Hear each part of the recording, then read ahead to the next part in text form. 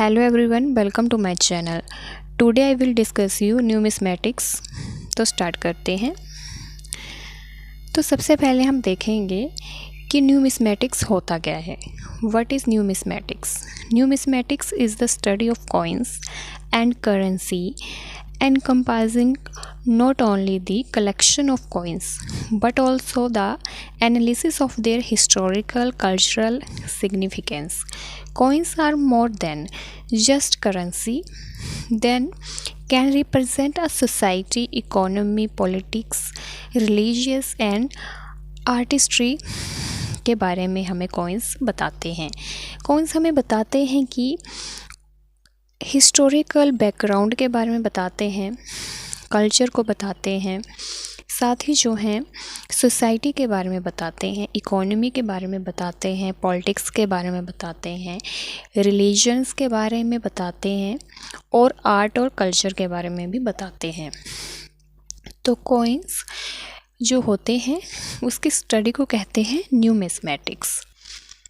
अब हम बात करेंगे कि न्यूमिस्मैटिक्स के टॉपिक्स क्या होते हैं। न्यूमिस्मैटिक्स में हम क्या क्या स्टडी करते हैं, जिसमें हम मेटल्स ऑफ कॉइन्स, किस धातु के कॉइन्स बने हुए हैं, शेप एंड स्टाइल किस तरह से बने हुए हैं, सर्कल में है, स्क्वायर में है, किस तरह से बने हैं, form of coins, measurement system of coins जिसे मेट्रोलॉजी कहते हैं, and construction method, engraved script of coins कि इसमें कुछ लिखा हुआ है तो वो क्या भाषा है, क्या लिपि है, वो भी हमें पता चलता है कॉइन्स की स्टडी में।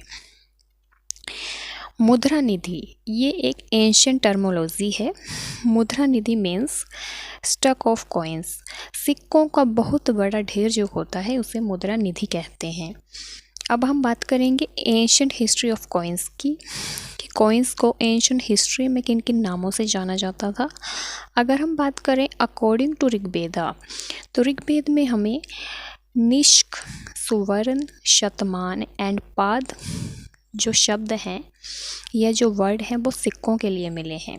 सिक्कों को कहते थे या कॉइन्स को जो है इन नामों से जाना जाता था according to Rigveda. And according to Ashtadhyayi and Buddhist text जैसे कशापन, निक, निष्क, शतमान, पाद और विष्टिक जो नाम है वो हमें अष्टाध्यायी एंड बुद्धिस्ट टेक्स्ट में मिलते हैं। अब हम बात करेंगे सिग्निफिकेंस ऑफ न्यूमिस्मैटिक्स, इसकी इम्पोर्टेंस क्या है, इसका महत्व क्या है। तो पहला है इकोनॉमिक हिस्ट्री।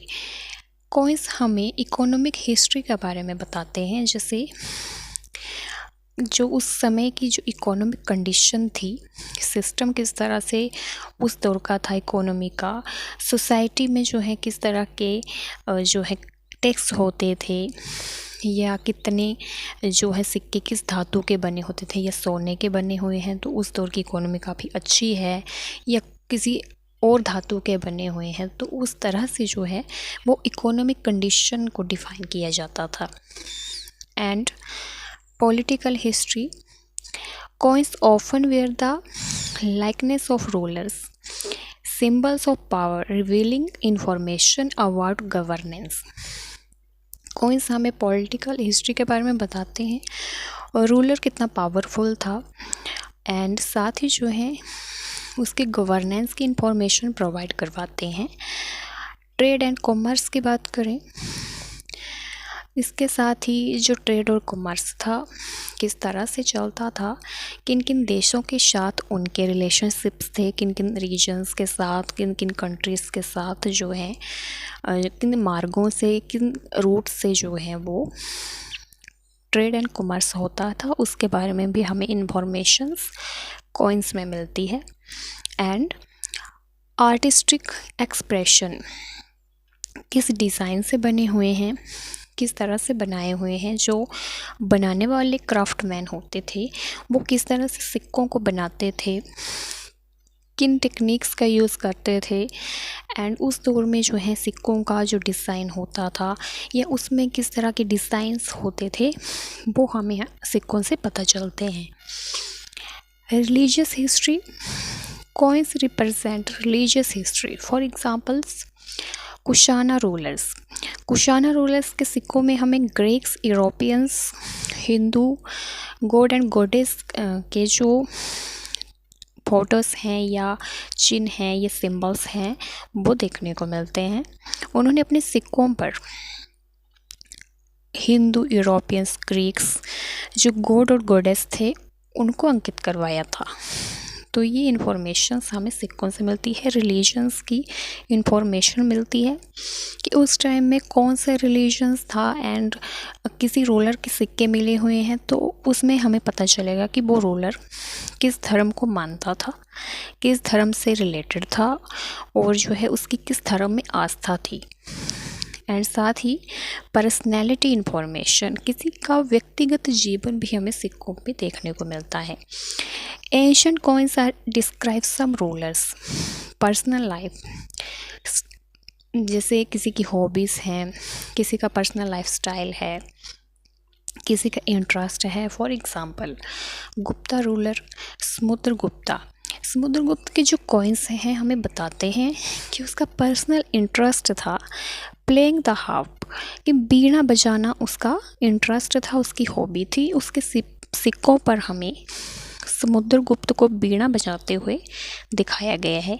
इससे हमें पता चलता है कि समुद्रगुप्त को जो है वो म्यूज़िक में बहुत इंटरेस्ट था और जो है वो इसीलिए म्यूज़िक या बीड़ा वादन करते हुए उसको उसके कॉइन्स में जो है वो मेंशन किया गया है। तो इस तरह से हमें किसी की पर्सनल लाइफ की इंफॉर्मेशन भी कॉइन्स से मिल सकती है। उसकी जो पर्सनल लाइफ है या पर्सनैलिटी है, उसके इंटरेस्ट है, हॉबीज़ हैं, किस तरह से वो रोल करता था। साथ ही जो है सिक्कों से हमें रिलीजन की इंफॉर्मेशन मिलती है, इकोनॉमी की मिलती है, सोसाइटी की मिलती है और किस तरह के डिज़ाइंस के सिक्के बने होते थे इसके बारे में भी इंफॉर्मेशन मिलती है। तो आई होप आपको समझ आ गया होगा कि कॉइन्स क्या होते हैं या न्यूमिस्मेटिक्स जो है क्या होता है।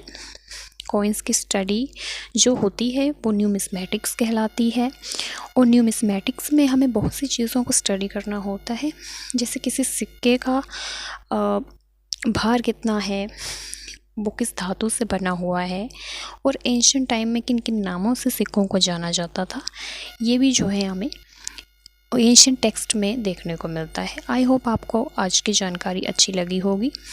अगर आपको आज की जानकारी अच्छी लगी है तो हमारे चैनल को ज़रूर से सब्सक्राइब करिएगा। अगर आपको कोई डाउट है तो आप पूछ सकते हैं हमसे। Thank you.